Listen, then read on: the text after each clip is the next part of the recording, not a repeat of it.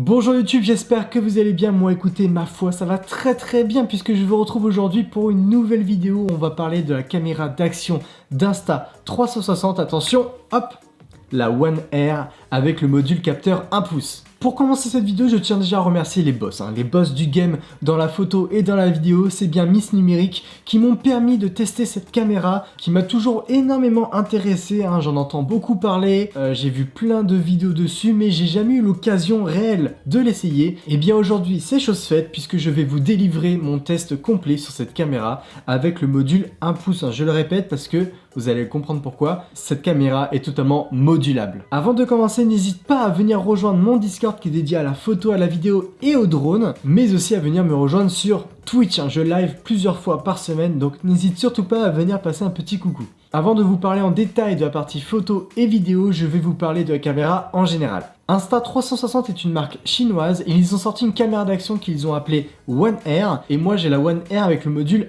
1 pouce. Alors pourquoi je dis ça? Le plus gros avantage de cette caméra, c'est qu'elle est modulable et je peux vous dire que c'est juste trop bien. Donc cette vidéo est spécifique sur le module 1 pouce de la One Air. Donc c'est une caméra d'action qui se veut, comme vous l'avez vu, modulable, c'est-à-dire qu'on peut tout débrancher. Regardez par exemple, j'ai l'écran tactile à l'arrière, mais imaginons que j'ai envie de me filmer en mode vlog, donc j'aimerais bien avoir l'écran tactile devant pour que je puisse me cadrer tout seul facilement. Eh bien il n'y a rien de plus simple, vous retirez le module comme ceci, vous le tournez, vous mettez l'écran bien sûr devant, vous mettez la batterie comme ceci, et voilà, vous avez votre caméra qui est prête.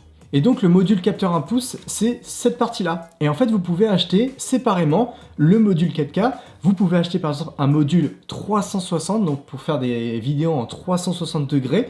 Donc vous achetez le module et ensuite vous le branchez au reste de la caméra. Tac, comme ceci. Vous branchez la batterie.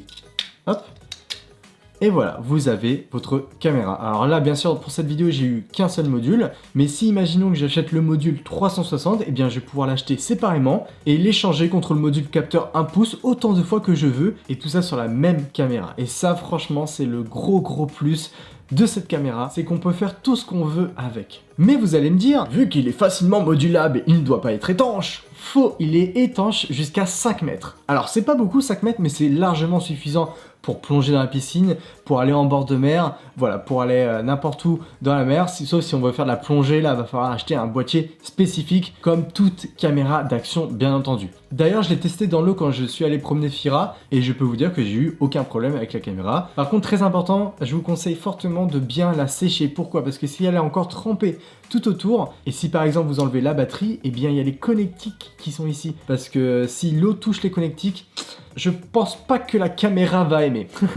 Mais par contre c'est impressionnant parce qu'on voit à travers, il y a de l'espace, on voit un jour, mais l'eau ne rentre pas. Enfin c'est impressionnant pourquoi elle est étanche, comment elle est étanche. Mais c'est très positif, c'est un très gros point de leur part, qu'elle soit modulable et en plus étanche. Franchement, rien à dire. Donc dans le pack One Air, vous pouvez acheter n'importe quelle caméra. D'ailleurs, n'hésitez pas à aller voir, il y a des liens en description si vous voulez en savoir plus. Donc moi j'ai le capteur 1 pouce et sachez que le capteur 1 pouce, c'est la première fois qu'on voit ça sur une caméra d'action. Personne d'autre ne l'a fait jusqu'à présent. Insta360 l'ont fait eux et je peux vous dire que c'est un gros avantage sur toutes les autres caméras d'action. C'est ce qui fait la grande force de ce module et de cette caméra du coup. Les réglages se font sur la caméra mais aussi sur le téléphone, mais attention, là je vais toucher un point très sensible. Malheureusement, ce sera son plus gros défaut à cette caméra. Pourquoi? Le menu pour régler les paramètres de la caméra sont vraiment pas ergonomiques. En fait, l'écran est tellement petit que c'est vraiment galère de toucher. Voilà, l'écran il fait même pas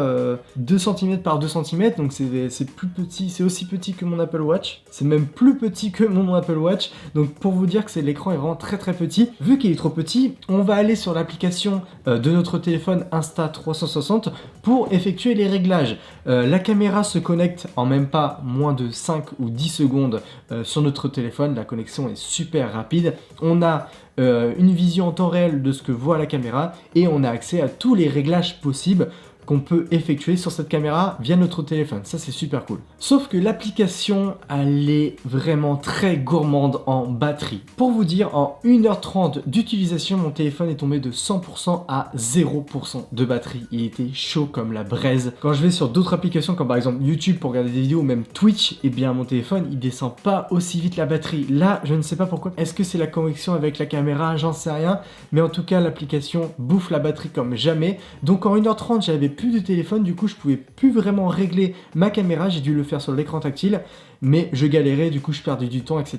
Donc c'est pas vraiment l'idéal. En termes de paramétrage pour la caméra, vraiment c'est son plus gros défaut. Après ça reste du software, donc ça c'est une chose qu'ils peuvent largement améliorer, rien qu'avec une mise à jour. Donc ça personnellement je m'en fais pas, je suis sûr que Insta360 travaille dessus actuellement. Ils vont nous sortir un truc de fou pour les prochaines mises à jour. Mais en tout cas je l'espère, parce que vraiment les paramétrages, oh là là, ça fait mal à la tête. Par contre le truc assez fun, c'est qu'on peut régler la caméra avec notre Apple Watch. Il y a une application Apple Watch qui est disponible et les menus, l'ergonomie sur l'application Apple Watch est franchement, sans rire, elle est 30 fois mieux que sur l'écran tactile, que sur la caméra elle-même. Pourquoi ils ne font pas la même ergonomie de l'Apple Watch sur la caméra?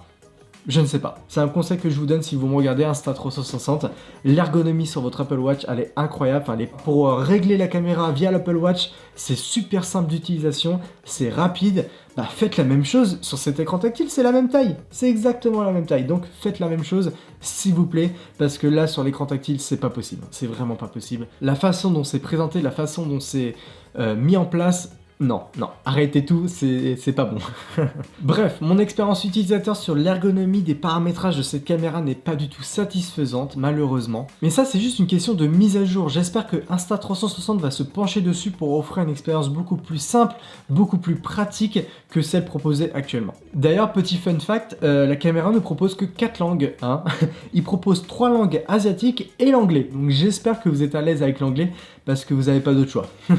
La batterie se recharge en 1 heure, ce qui est vraiment cool, et elle dure une demi-journée si on l'utilise tout le temps. Après, si on filme en continu, donc bien sûr ça dépend de la résolution et des conditions climatiques dans lesquelles on l'utilise, mais elle va durer environ 2 heures. Donc au niveau de la batterie, rien à dire. Sinon, à part ça, on a une focale Leica de 14,4 mm qui ouvre à f3,2, et attention à ne pas s'approcher trop près de son sujet, sinon il devient flou. Regardez, quand j'ai pris Fira, ma chienne en photo, j'avais la caméra à 30 cm d'elle, et du coup c'est dommage, la photo est ratée car la mise au point n'a pas pu se faire sur elle. Donc faut quand même laisser une bonne distance pour que la caméra puisse faire la mise au point, pour que votre sujet soit net, parce que si vous êtes trop près, et bien votre sujet sera flou, et ça franchement ça ne pardonne pas. Alors que c'est un grand angle, donc si je me mets plus loin, bah la chienne je vais pas la voir comme j'ai envie de la voir par exemple. Donc voilà, c'est vraiment dommage de ça par contre. Donc je suis un petit peu déçu sur ce côté là, mais après ça reste vraiment une toute petite déception, hein, on va pas se le cacher, c'est pas non plus dramatique. Bon, parlons photo en premier et ensuite on parlera vidéo. Avec 19 mégapixels, la caméra propose des photos en JPEG ou en JPEG plus RAW, et là malheureusement on peut pas choisir. Par exemple c'est soit JPEG soit JPEG plus RAW, on peut pas juste avoir les RAW, vous aurez forcément les JPEG avec. Bon, ça c'est rien, c'est banal, mais j'aurais bien aimé avoir juste par exemple les RAW. Moi en tant que professionnel, avoir les JPEG ça ne m'intéresse pas, donc mais c'est pas grave, les JPEG de toute façon je les supprime après, mais ça prend quand même un petit peu de place. Moi je suis pointilleux sur ça, donc c'est un petit point amélioré. Si je devais dire des points améliorés, bah, ça serait un petit point amélioré, avoir la possibilité de choisir entre JPEG, JPEG plus RAW et RAW. En tout cas, les photos sont incroyables sur ce capteur de 19 mégapixels, je le rappelle. Avec 19 mégapixels, on peut recadrer un petit peu dans notre photo sans problème, et ça c'est vraiment un plus. D'ailleurs, vous avez différentes valeurs de prise de vue. Vous avez ultra wide, vous avez linéaire et narrow. Donc si je traduis en français, vous avez ultra grand angle, vous avez le grand angle, vous avez le linéaire et vous avez le étroit. Donc à vous de choisir ce que vous voulez.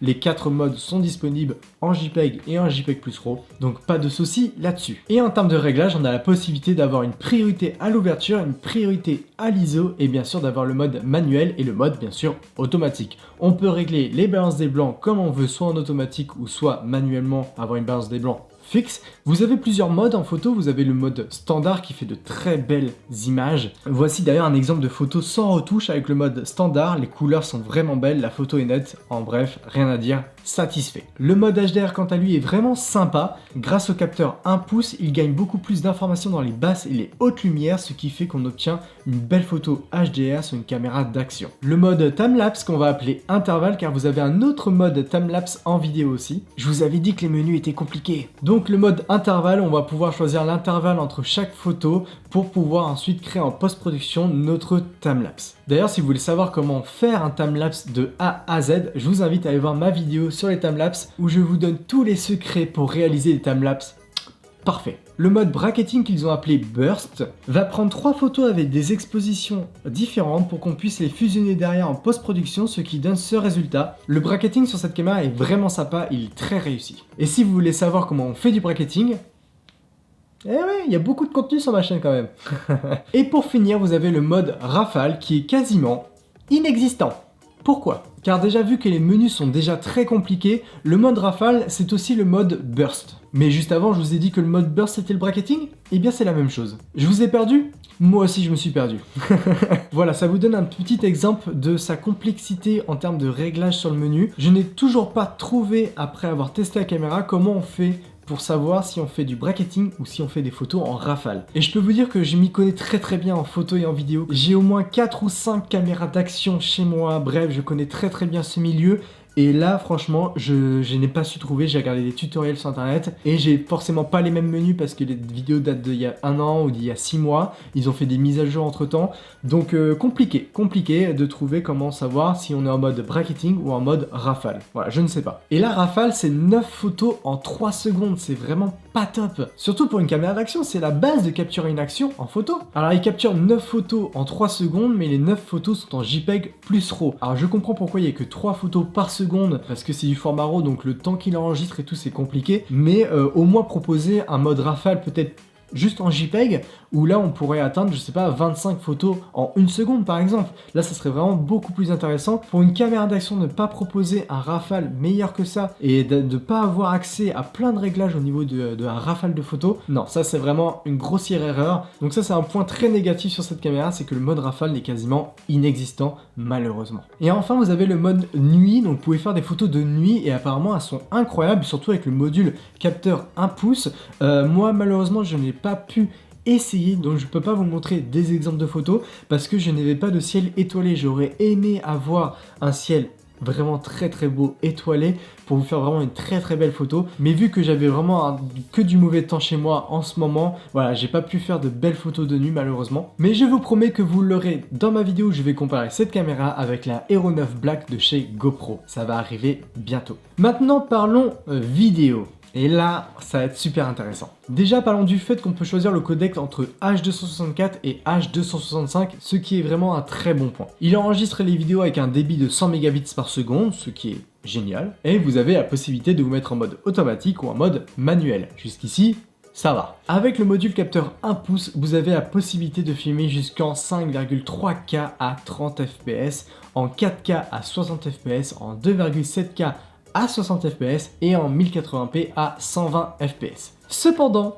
va falloir qu'on m'explique pourquoi cette caméra accepte de filmer en 24 images par seconde, en 25 images par seconde, en 30 images par seconde, en 60 images par seconde, mais pas en 50 images par seconde. On ne peut pas filmer en 4K à 50 images par seconde. Pourquoi? Je ne sais pas. Alors j'ai quand même ma petite idée en tête. À mon avis, vu que c'est une nouvelle marque chinoise, ils ne sont pas encore totalement implantés en Europe. D'ailleurs c'est pour ça qu'il n'y a que 4 langues. Et du coup, vu qu'ils ne sont pas totalement implantés en Europe, eh bien ils n'ont pas inclus dans la caméra la norme PAL. Vous savez, cette norme qu'on a en Europe, je ne sais pas si vous savez, mais dans les pays asiatiques, ils sont dans la norme NTSC, comme les Américains. Par exemple, il n'y a pas la langue espagnole, alors que la langue espagnole, c'est une des langues les plus parlées au monde. Donc je pense que l'Europe n'est pas encore leur priorité, qu'ils n'ont pas encore fait le pas d'aller vers le marché de l'Europe. Donc c'est pour ça qu'il n'y a pas encore cette norme PAL sur cette caméra, donc on va pas pouvoir filmer en 50 images par seconde, comme je le fais d'habitude sur tous mes autres caméras. Mais ça, c'est mon petit côté perfectionniste de vidéaste, hein, vous savez. Mais ça me titille un petit peu de ne pas pouvoir filmer en 50 images par seconde, de ne pas pouvoir proposer un bon contenu fluide pour que vous ayez tout simplement une image parfaite. La vidéo en 5K du coup est disponible uniquement avec le module capteur 1 pouce et je peux vous dire que l'image en 5K, allez, c'est une pépite. D'ailleurs, voici un exemple d'un rush en 5K. Vous voyez que les couleurs sont vraiment très belles, la qualité d'image est vraiment très jolie. Donc la 5K, rien à dire, elle est très bien réalisée dessus. En même temps, avec un objectif Leica et un capteur 1 pouce, la 5K ne peut être que incroyable. Le 4K 60 fps est aussi très beau, rien à dire dessus, les couleurs sont belles et proches du réel. D'ailleurs, vous avez 3 profils d'image, le profil standard, le profil vivide et le profil log. Par contre, le 1080p à 120 fps, je suis désolé, mais il n'est pas bon. Au début, je pensais que je n'avais pas assez de lumière, ce qui est logique. Quand vous voyez ces images, je me suis dit, je suis un peu dans le noir, je suis en pleine forêt, bon, c'est pas vraiment top. Mais j'ai réessayé en filmant mon chien en plein soleil avec de la neige, donc la réflexion fait qu'il y avait vraiment beaucoup de lumière, mais la qualité de l'image n'était toujours pas au rendez-vous. Mais par contre, le ralenti est vraiment très fluide et vraiment très beau et très bien réalisé. On a vraiment 120 images par seconde. Et c'est vraiment dommage que la qualité de l'image ne suive pas cette qualité de fluidité du ralenti en fait, tout simplement. Donc en ce qui concerne le ralenti, je suis un petit peu bancal. D'un côté, la qualité de l'image est vraiment pas ouf, mais par contre de l'autre côté, voilà, il enregistre vraiment le même nombre d'images par seconde dans la vidéo, la fluidité du ralenti est vraiment très propre, très bien faite, mais je suis sûr qu'ils vont faire des efforts dessus prochainement. La caméra intègre la technologie de stabilisation Flow State. Insta360 Studio est leur logiciel de montage qui est gratuit, voilà, vous pouvez le télécharger, vous pouvez vous amuser dessus, et quand on importe les vidéos de la One R sur ce logiciel, on a un petit bouton à cocher, et en fait ça va tout simplement activer la stabilisation sur les plans. Et mon plan qui était pas du tout stabilisé, qui tremblait à mort, avec la technologie Flow State pour la stabilisation, et bien là, ma vidéo est stabilisée comme jamais. En ce qui concerne le son, je vous laisse avec mon moi du passé. Le son que vous entendez actuellement, c'est le son de la caméra sans la réduction de bruit, sans la réduction du vent. Donc il y a un petit filet de vent parce que je suis en plein milieu des champs, voilà, tout simplement. C'est beau, hein, c'est enneigé, et elle est heureuse. Elle est heureuse. Et donc voilà, je sais pas ce que ça donne, je vais voir ça en post-production, je vous dirai un petit peu après mon ressenti bien sûr en face caméra. Et maintenant on va tester avec la réduction du bruit, avec la réduction du vent, pour voir s'il y a une réelle différence et si ça réduit bien le son du vent. Parce que là, je sens un petit filet d'air, j'ai froid à la joue là. Voilà, là cette fois j'ai activé la réduction du bruit, la réduction du vent. Dites-moi s'il y a une différence en commentaire. Voilà, j'attends votre petit commentaire sur la vidéo, bien sûr aussi pour le référencement, bien entendu. Et bah voilà, j'espère que la réduction du bruit est sympa. Je vais voir ça encore une fois en post-production parce que là je peux pas m'en rendre compte. Me revoilà au studio. Bon, comme vous l'avez entendu, la réduction du bruit n'est pas fameuse. En fait, le truc qui m'a vraiment dérangé, c'est surtout qu'elle s'active et se désactive. On ne sait pas pourquoi, hein, vous l'avez entendu comme moi, l'activation d'un coup elle s'est activée, elle s'est désactivée. Moi j'ai rien touché, j'ai juste cliqué sur play et je me suis filmé en train de marcher, en train de parler. Alors est-ce que c'est une erreur? Est-ce que franchement j'en sais rien. Très déçu de la réduction du vent. Après c'est pas fait pour, hein, c'est une caméra d'action. Donc on se retrouve avec une bande son inexploitable malheureusement. Et en plus le vent que j'avais c'était vraiment juste un petit filet d'air, c'était même pas un vent de fou, hein. Franchement c'était à peine si on sentait le vent. Donc voilà, c'est bizarre, la réduction du bruit elle est vraiment bizarre, elle est pas bien faite. Mais après je vous rappelle qu'ils viennent d'arriver sur le marché, donc ils ne peuvent pas être non plus parfaits, mais dans l'ensemble le son est correct. S'il n'y a pas le vent, imaginons qu'on est en pleine ville par exemple, bah là il y a très peu de vent on va dire, et bien je pense que le son peut être vraiment très bon. Après il y a la possibilité d'acheter un adaptateur qui coûte 10 €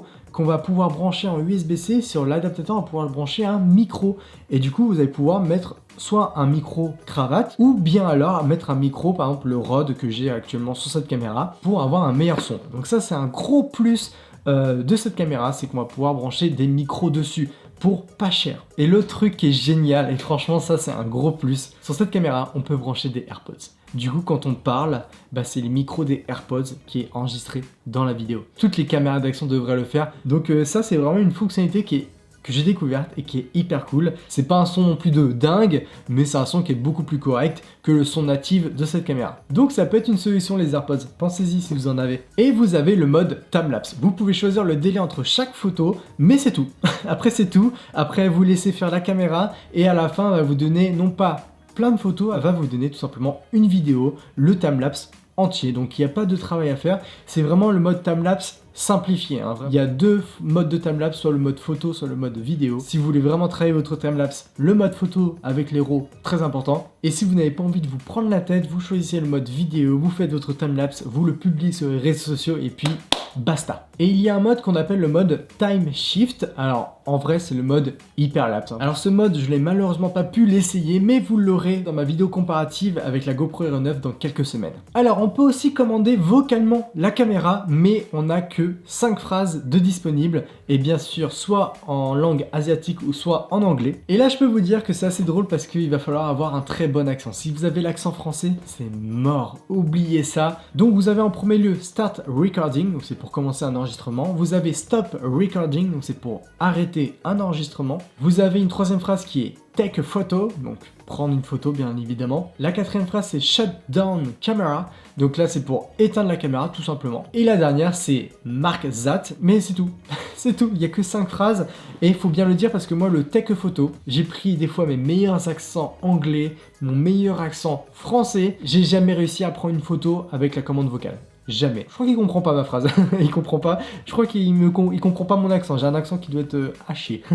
En plus de ça, vous avez un mode qu'ils ont appelé Starlapse qui va vous faire des photos avec des étoiles en mouvement. Mais ça, pareil, je vais pouvoir tester uniquement quand j'aurai un ciel étoilé. Là, actuellement, je ne peux pas. J'ai que des nuages. Donc ça ne sert à rien. Mais quand j'aurai un ciel étoilé, je le ferai. Et vous trouverez la photo, je pense, sur mon Instagram. Du coup, profitez-en pour me suivre sur Instagram. Et vu qu'on en est là, suivez-moi aussi sur Twitter et Facebook, bien évidemment. Pour conclure, cette caméra m'a impressionné sur sa qualité d'image. Son capteur 1 pouce lui fait gagner énormément de points parce qu'on obtient vraiment des photos qui sont incroyables et des belles vidéos aussi également. Par contre, son point faible sera dans le software interne de la caméra qui est à revoir pour que ce soit plus simple à comprendre et à l'utiliser. J'ai eu quelques frises où la caméra ne répondait plus, donc j'étais obligé de retirer la batterie et ensuite de la remettre. Mais ça, c'est sur toutes les caméras d'action que j'ai toujours eu. Il y a toujours eu ce petit problème où de temps en temps, l'écran frise, la caméra frise, qu'on prenne une photo ou qu'on l'allume ou qu'on l'éteigne, la caméra ne fait rien. Voilà, ne fait rien. Mais ça, c'est très récurrent sur toutes les caméras d'action. La One R n'échappe pas, mais voilà, c'est pas non plus dramatique, mais je tiens quand même à le préciser. Elle est légère, elle est personnalisable à souhait, elle est modulable.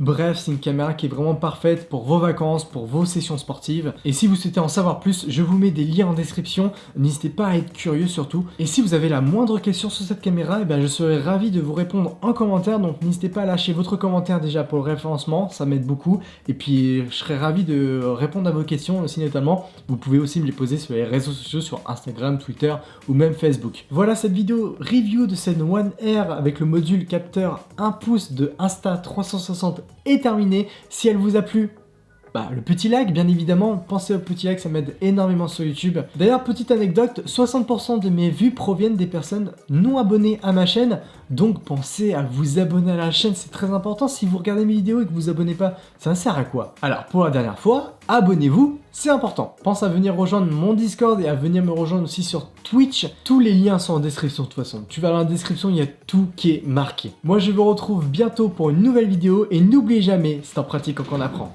Ciao!